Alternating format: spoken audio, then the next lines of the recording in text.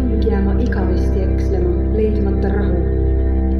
Augustis täiskuu ööl ilmun ma Püha Neitsi Maarja ristimiskabeli aknale ja mind hakati kutsuma valgeks daamiks. Kuid tähed ütlesid ka seda, et ühel päeval muutub kõik. Õiglus seatakse jalule, hukkujaid mälestatakse neile vääriliselt ja saabub vabadus, sest võib vangistada inimese keha.